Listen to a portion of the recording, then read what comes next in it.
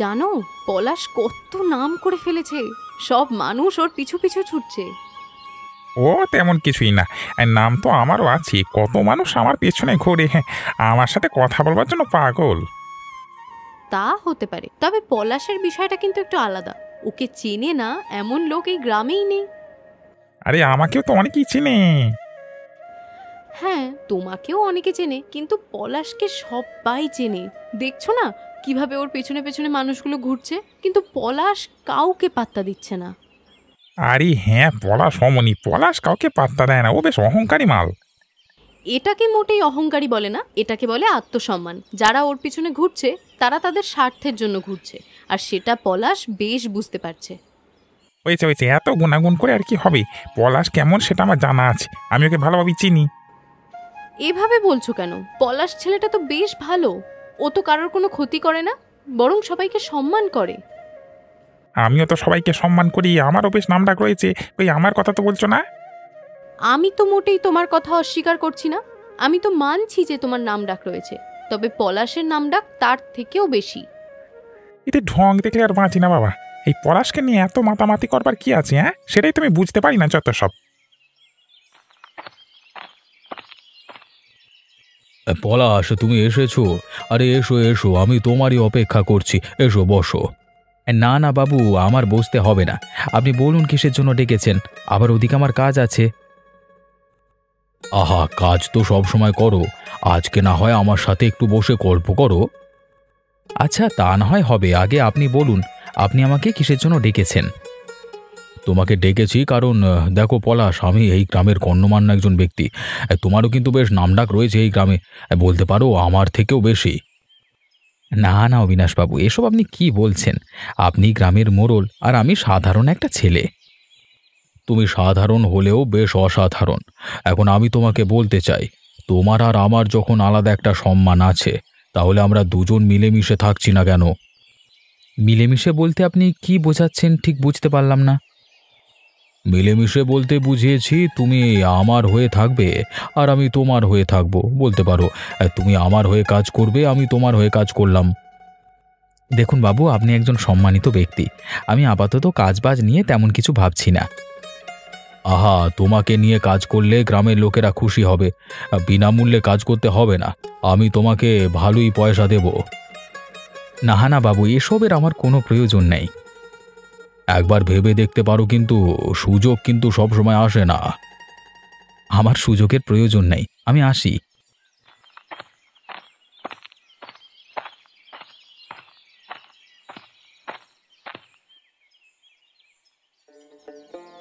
আরে পলাশ, তুই আমাদের বাড়িতে? আরে ও গিন্নি, দেখে যাও দেখে যাও, কি এসেছে আমাদের বাড়িতে। আজকে তো আমাদের কপাল খুলে গেল। এই তুমিও না গোপাল দাদা, আমি এসেছি তাতে এমন কি হয়েছে? এসব কিন্তু আমার একদম ভাল লাগে না। আরে রাগ করছিস কেন? তুই কত বড় একজন মানুষ, এখন আমার বাড়িতে এসেছিস, আমার একটু আনন্দ লাগবে না? আমি যত বড়ই হই না কেন, আমি সেই তোমার ছোট ভাই, ছোট ভাইয়ের মতোই কিন্তু আছি। অবশ্যই তুই আমার ছোট ভাই, কিন্তু ছোট ভাইয়ের যে এত সম্মান, তাকে আমি অসম্মান করতে পারি নাকি? কি গো, আমাকে ডাকলে যে? কে এসেছে? আরে পলাশ, তুমি আমাদের বাড়িতে? তুমিও গোপাল দাদার মতো শুরু করে দিলে বৌদি। আহা, রাগ করো না, এসো এসো। তোমাকে যে কোথায় বসতে দিই আর কি খেতে দিই। কেন, সারা জীবন মাটিতে বসে একসাথে যা খেয়েছি তাই খাবো। আহা, কতদিন তোমার হাতের মাংস রান্না খাইনি বৌদি। তোর মাংস খেতে ইচ্ছে করছে? আচ্ছা বেশ, আমি দুদিন পরেই মাংস এনে রান্না করে দেব, তারপর তোকে পেট পুড়ে খাওয়াবো। সত্যি বলছো তুমি দাদা? একদম সত্যি, কিন্তু তুই খেতে আসবি তো?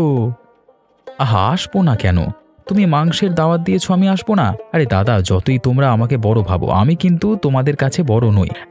তোমরা আমার বিপদের দিনে আমাকে কত সাহায্য করেছো। যখন আমাদের পাশে কেউ ছিল না, তখন তুমি আমার পাশে ছিলে। সেসব কথা কি ভুলে যাব আমি? সেসব কথা বাদ দিয়ে এখন আনন্দের সময়ে আমরা আনন্দ করি, কেমন? বাবু, আমি আপনার অপমান কোনোভাবেই আর সহ্য করতে পারছি না। এমন কথা বলছিস কেন? আবার কি হয়েছে? আপনি কত সুন্দরভাবে কাজের প্রস্তাব দিয়েছিলেন পলাশকে, কিন্তু পলাশ আপনাকে অপমান করে চলে গেছিল। হ্যাঁ, তা তো মনে আছে আমার। কিন্তু কি হয়েছে জানেন বাবু, এই পলাশের সাথে ওই গোপালের তো অনেক খাতির। এই গোপালের বাড়িতে গিয়ে মাটিতে বসে পলাশ খাচ্ছে। কি বলছিস এসব? গোপালের সাথে পলাশের এত পীড়িত কেন? তা জানি না আমি বাবু, কিন্তু এই যে আপনাকে অপমান করলো এটা কিন্তু আমার বেশ খারাপ লেগেছে। আপনাকে অপমান করে গোপালের সাথে গিয়ে পীড়িত করছে। তাহলে তো গোপালের একটা ব্যবস্থা করতেই হয়, আর তো ছাড় দেওয়া যাচ্ছে না। ঠিক বলেছেন বাবু, ওই পলাশকে হাত করতে হলে গোপালকে আগে রাস্তা থেকে সরাতে হবে। কিন্তু এই গরিব গোপালের সাথে পলাশ কিভাবে ওঠা বসা করছে? আজকে আমি শুনেছি গোপাল যেন কি সাহায্য করছিল পলাশকে। সে কতকাল আগের কথা, আজকেই তো আমি শুনে এলাম গোপালের বাড়ির পাশ থেকে আসবার সময়। আচ্ছা, যাই হোক, যেভাবেই হোক তুই একটা ব্যবস্থা কর গোপালকে সরানোর। পলাশকে যেভাবেই হোক আমার হাতের মুঠোয় আনতে হবে। ঠিক আছে বাবু, আপনি কোনো চিন্তাই করবেন না, আপনি তো আমার পাশে আছেনই, আমি বাকিটা সামলে নেব।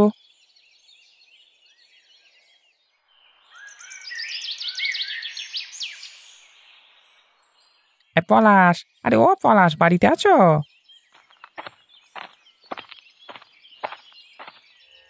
হ্যাঁ, বাড়িতে তো আছি। কি হয়েছে, ডাকছো কেন? ডাকছি একটা কাজে, অবিনাশবাবু তোমাকে স্মরণ করেছে। আমাকে আবার স্মরণ করলো কেন? আরে আমি তো বলেছি আমি কোনো কাজবাজ করতে পারবো না। হ্যাঁ, অবিনাশবাবু তোমাকে কাজের জন্য ডাকেনি, অবিনাশবাবু তোমাকে নেমন্তন্ন করেছে, নেমন্তন্নের জন্য ডেকেছে। আমাকে আবার হুট করে নেমন্তন্ন করবার কি আছে? অবিনাশবাবুর ইচ্ছে হয়েছে তোমাকে নেমন্তন্ন করে খাওয়ানোর, তাই নেমন্তন্ন করেছে। তা কবে নেমন্তন্ন করেছে?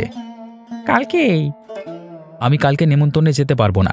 আমার কালকে গোপাল দাদার বাড়িতে নেমন্তন্ন আছে, আমার সেখানেই যেতে হবে।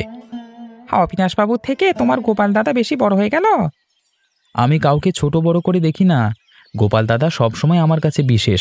তাছাড়া গোপাল দাদাই আগে আমাকে নেমন্তন্ন করেছে। সেটা আমার দেখবার বিষয় নয়, কালকে তোমাকে অবিনাশবাবু নেমন্তন্ন করেছে, কালকে তোমাকে যেতে হবেই, সমস্ত আয়োজন করা শেষ। আমি একদিন পরে যাই। অবিনাশবাবুকে বলো একদিন পরে নেমন্তন্নের ব্যবস্থা করতে। সব কিছুর ব্যবস্থা হয়ে গেছে বললাম না, এখন এসব কিছু পরিবর্তন করব কিভাবে?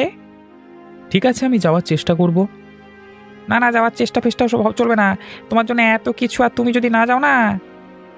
ঠিক আছে, আমি তাহলে গোপাল দাদার বাড়ি হয়ে তারপর না হয় অবিনাশবাবুর বাড়িতে যাব। তাও হবে না, আগে তুমি অবিনাশবাবুর বাড়িতে যাবে, তারপর তুমি গোপাল দাদার বাড়িতে যাবে, ঠিক আছে? আচ্ছা আচ্ছা, বেশ বেশ, ঠিক আছে।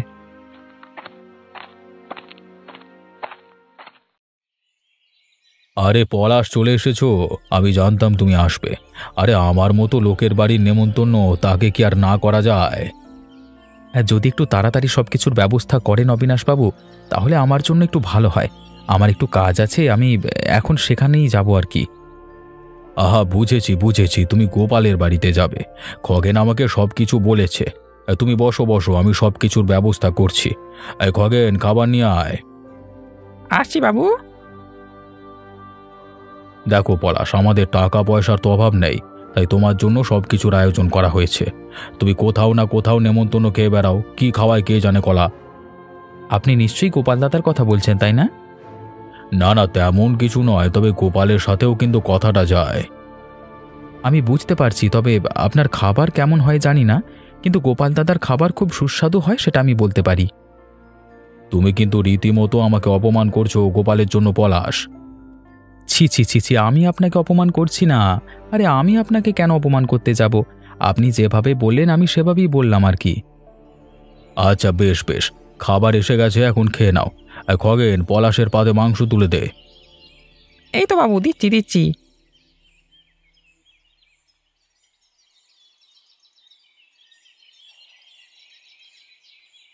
কেমন হয়েছে পলাশ? নিশ্চয়ই ভালো হয়েছে না? আরে আমার বাড়ি রান্না বলে কথা। ভালো হয়েছে, তবে আর খেতে পারবো না। আপনাকে ধন্যবাদ অবিনাশবাবু, আমি এখন আসছি, আমার কাজ আছে। কেমন?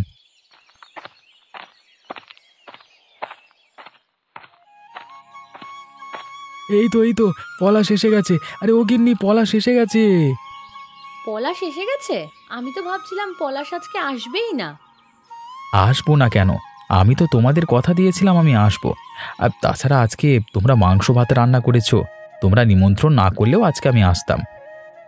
না না, আমরা ভেবেছিলাম তুই এত বড় মানুষ হয়ে গেছিস, এখনো আসছিস না যেহেতু, তাই আর আসবি না। আরে আর বলো না, অবিনাশবাবু নেমন্তন্ন করেছিল আমাকে। আমি বলেছিলাম যে একদিন পরে যাই, কিন্তু অবিনাশবাবু রাজি হলেন না। তাই অবিনাশবাবুর বাড়ি হয়ে তারপর তোমার বাড়িতে আসতে হলো। তা তা অবিনাশবাবুর বাড়িতে খেয়েছিস? ভালো খাবার ছিল নিশ্চয়ই? হ্যাঁ, ভালো খাবার ছিল। মাংস ভাত করেছিল, তবে একটুও ভালো লাগছিল না। আমি দু লহমা মুখে দিয়ে চলে এসেছি আর কি। মনে হয় খগেন রান্না করেছিল। খগেন তো আর ভালোবেসে রান্না করবে না, খগেন করবে হিংসে করে। তাহলে তো তোর পেট ভরেনি। গিন্নি, তাড়াতাড়ি পলাশকে খাবার দাও, পলাশের ক্ষুধা পেয়েছে। এত ব্যস্ত হতে হবে না। এত ব্যস্ত হলে আমি কিন্তু পরের বার থেকে আর আসবো না। আচ্ছা আচ্ছা, রাগ করিস না গিন্নি, খাবার নিয়ে এসো না। আনছি গো আনছি, তুমি তোমার ভাইকে বসিয়ে দাও। বসিয়ে দাও মানে? আরে আমরা তিনজনে একসাথে বসে তারপর খাবো। কতদিন পর তিনজনে মিলে মাংস ভাত খাচ্ছি। আচ্ছা আচ্ছা, বেশ বেশ।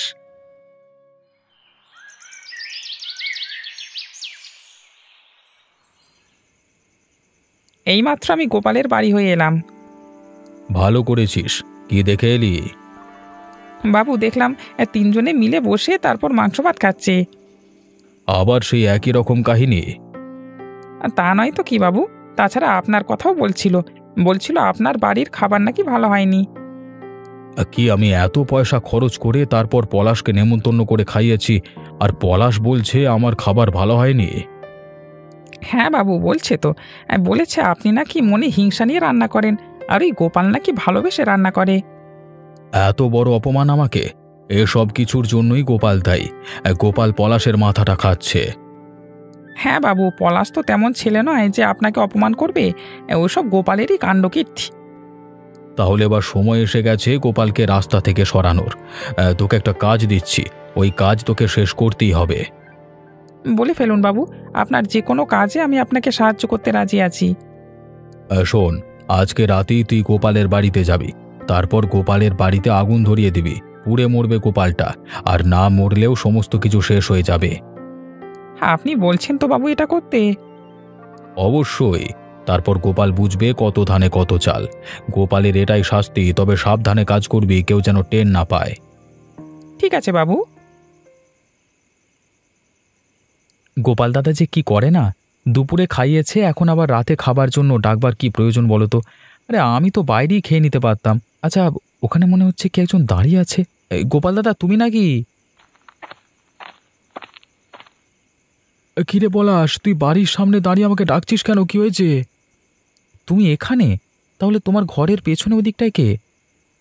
কোথায়? কে ঘরের পেছনে? তাড়াতাড়ি এদিকে এসো তো গোপাল দাদা, মনে হচ্ছে কেউ কিছু একটা করছে। কি বলছিস কিরে, চোর এসেছে নাকি? সেটা তো পরে বুঝতে পারবো, আগে তুমি এদিকে এসো। এই তো ব্যাটাকে ধরেছি। পলাশ, ধর ধর। শক্ত করে ধরো দাদা, যেন পালাতে না পারে। আজকে এই ব্যাটার একটা ব্যবস্থা করেই ছাড়বো। আরে আমার তো মনে হয় এই ব্যাটা চুরি করতে আসেনি, ব্যাটার হাতে কেরোসিন এবং দেশলাই আছে। তাহলে কি তোমার ঘরে আগুন দিতে এসেছিল? ব্যাটার মুখটা দেখতে পারছি না। আরে চল চল, আলোতে নিয়ে চল তো। আমাকে ছেড়ে দিন, আমাকে যেতে দিন। আরে আগে তোমার চাঁদ মুখখানা দেখি, তারপর তোমাকে ছেড়ে দেব। এই কি দাদা, এ তো খগেন। খগেন তোমার বাড়িতে আগুন দিতে এসেছিল? আমি নিশ্চিত এটা অবিনাশবাবুর কাজ। তোকে আমি বেশি ভালোবাসি বলে অবিনাশবাবু এই কাজটা করতে পাঠিয়েছে। আমি ওই অবিনাশবাবুকে কোনোভাবেই ছাড়ব না। এর একটা হেস্তনেস্ত কালকি করে ছাড়ব আমি।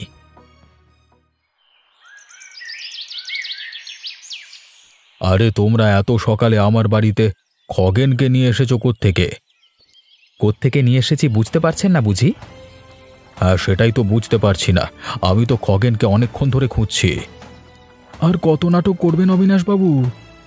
তুমি চুপ থাকো, তোমাকে এখানে কথা বলতে বলিনি। আমি আর পলাশ কথা বলছি। আপনি চুপ করুন। এত জঘন্য একটা কাজ করবার পর এত বড় গলায় কথা বলবার সাহস কিভাবে পাচ্ছেন আপনি? এসব কি বলছো পলাশ? আমি কি জঘন্য কাজ করেছি? আপনি গতকাল রাতেই খগেনকে দিয়ে গোপাল দাদার বাড়িতে আগুন লাগাতে পাঠিয়েছেন। আপনি বলুন, এটা কি ঠিক কাজ? আরে আমি এমনটা কেন করব? আমি তো এমন করিনি। আপনি এমন করেননি? খগেন নিজের মুখে স্বীকার করেছে আপনার কথা, যে আপনি পাঠিয়েছেন ওকে। আমার ভুল হয়ে গেছে। আমি আসলে জেদের বশে, বুঝতেই তো পারছো। কি বুঝবো আমি? গোপাল দাদা আমাকে ভালোবাসে তার ছোট ভাইয়ের মতো, আর সেখানে আপনি হিংসে করে গোপাল দাদার ক্ষতি করছেন। আপনার এই কাণ্ডকীর্তি আমি সব ফাঁস করে দেব, সবাই আপনার কাণ্ডকীর্তি দেখবে। না, এমন করলে আমার মান সম্মান সব নষ্ট হয়ে যাবে, সবাই আমাকে ছি ছি করবে। আমার ভুল হয়ে গেছে, তোমরা আমাকে সবাই ক্ষমা করে দাও। ঠিক আছে, আজকে প্রথম এবং শেষবারের মতো আপনাকে ক্ষমা করছি। কি কাজ করলি বলতো খগেন? এখন সবার চোখে আমি খারাপ হয়ে গেলাম। আমি কি করব বাবু, আমি তো ঠিকঠাকভাবেই কাজ করতে গেছিলাম, গোপাল তো টেরই পাইনি, কোত্থেকে যেন পলাশ চলে এসেছে। তা তুই খেয়াল রাখবি না যে কে কোন দিক থেকে আসছে? আমি তো প্রথমে খেয়াল রেখেছিলাম, পরবর্তীতে যখন কাজটা করতে যাব অমনি পলাশ চলে এসেছে। পলাশ এসে গোপালকে ডেকে তারপর আমাকে মিলে দুজন মিলে ধরলো আর কি। আর তুই আমার নামটা বলে দিলি, তোকে এই জন্য পাঠিয়েছিলাম আমি ওখানে। কি করব বাবু, আমাকে তো দুজনে মিলে মারলো, আপনার নাম না বললে আমাকে আরও মারতো। কেন তুই তোর নিজের দোষ দিতে পারলি না? তাহলে আমি না হয় তোকে বকা দিয়ে ব্যাপারটা ঠিক করতে পারতাম, এখন তো আমারই দোষ হয়ে গেল, তাই না? আমি কি করব, আমি তো বুঝতে পারিনি আমার দোষটা কোথায়। আচ্ছা, যা হওয়ার সেটা হয়ে গেছে, এখন তোকে আরও একবার এই কাজটা করতে হবে, কিন্তু এবার কোনো প্রমাণ রাখলে চলবে না। আমি আবার গোপালের বাড়িতে আগুন দিতে যাব, যদি এবার ধরা পড়ি বাবু তাহলে আপনার এবং আমার কারোরই রক্ষে নেই। চিন্তা করিস না, এবার আমি নিজে তোর সাথে যাব, তারপরই গোপালের ঘরবাড়ি সব পুড়িয়ে দিয়ে আসব। তাহলে আমার চিন্তা নেই বাবু, তাহলে এবার কাজটা ঠিকঠাকভাবেই হবে। আচ্ছা, তাহলে এবার চল, সব কিছু ব্যবস্থা আমরা করে ফেলি।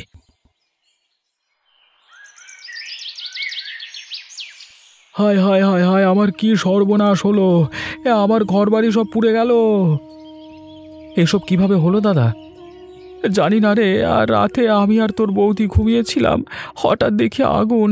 আমরা কোনোভাবেই নিজের জীবন নিয়ে বাইরে বের হতে পেরেছি, আমাদের সব শেষ হয়ে গেল পলাশ।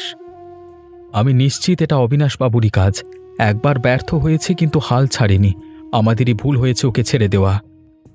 এখন এসব বলে কি হবে? এখন তো আমাদের সব কিছু শেষ হয়ে গেল, আমরা এখন কোথায় থাকবো? এমন হবে জানলে আমরা ঘুমোতেও যেতাম না, সারাটা দিন রাত বসে বসে আমরা আমাদের ঘর পাহারা দিতাম। আমাদের যে এমন অবস্থা, তাতে ঘর তোলার আর সামর্থ্যও নেই। তোমরা চিন্তা করো না দাদা, আমি তো আছি। তাছাড়া আমি অনেক দিন ধরেই ভেবেছিলাম তোমাদের ঘরটা বেশ পুরনো হয়ে গেছে, আমি নতুন করে তোমাদের বড় একটা ঘর তুলে দেব, এখন সেই সুযোগ আমার চলে এসেছে। না না, আমি তোর থেকে কেন ঘর নেব? আমার থেকে ঘর নেবে না মানে? এটা কি আমি তোমাদের জন্য ঘর বানাচ্ছি? এটা তো আমি আমার জন্য ঘর বানাচ্ছি, আর আমার থেকে না নিলে যাও, রাস্তায় গিয়ে থাকো। এটা হয় না রে পলাশ। আলবাত হবে, তোমরা এসব পরিষ্কার করা শুরু করে দাও, আমি ঘরের ব্যবস্থা করছি। কিরে, ওদিকের কি অবস্থা? আর কি অবস্থা বাবু, এবারও আপনার সব পরিকল্পনা নষ্ট। কেন রে, সব পরিকল্পনা নষ্ট হয়ে গেল কেন? কেন আবার? আমরা গোপালকে নিঃস্ব করবার জন্য ওর ঘরবাড়ি পুড়িয়ে দিয়েছি, এদিকে ওই পলাশ নিজের পয়সা খরচ করে নতুন বড় ঘর তুলে দিয়েছে গোপালকে, এখন গোপাল আগের থেকে ভালো অবস্থায় আছে। এ কি বলছিস তুই? এটা তো আমি চাইনি। না চাইলেও সব কিছু হয়ে যাবে, এখন আর কিছুই করবার নেই। কি অবিনাশবাবু, আমার পরিকল্পনা নষ্ট হয়ে গেছে বলে খুব রাগ হচ্ছে, তাই না? আরে কিসের পরিকল্পনা? তুমি এখানে কেন এসেছো এখন? কোনো পরিকল্পনা নেই। আমার সব কিছুই জানা আছে অবিনাশবাবু, আমি আপনাকে প্রথমবার ক্ষমা করে দিয়েছি, কিন্তু এবার আমি আর ক্ষমা করব না। গতবার খগেন যে স্বীকারোক্তি আমাদের দিয়েছিল, সেই স্বীকারোক্তি আমি এবার প্রকাশ করে দেব। তোমার কাছে স্বীকারোক্তি আছে বুঝি? তারা এমনটা করো না, দেখো দয়া করে এমনটা করো না, আমি সত্যি বলছি আমি আর কোনোদিন এমন কাজ করব না। একবার আপনাকে ছেড়ে দিয়ে বড্ড ভুল করে ফেলেছিলাম, তবে এবার আর সেই ভুল আমি করছি না। আমরা ইতিমধ্যে প্রকাশ করে দিয়েছি, লোকজন আপনার বাড়ি ঘেরাও করলো বলে। হ্যাঁ, আর মনে হচ্ছে আপনার এই গ্রামের মোড়ল পদে থাকা হবে না। গ্রামের সবাই মিলে ঠিক করেছে এবার পলাশকে গ্রামের মোড়ল বানাবে। এসবের মানে কি? এসবের মানে কিছুই না, এসব আপনার পাপের শাস্তি। তাছাড়া পলাশ এই গ্রামের সবার ভালো করবে বলেই এই গ্রামের মানুষ বিশ্বাস করে, তাই আপনার সময় শেষ, ভালো চাইলে পালান।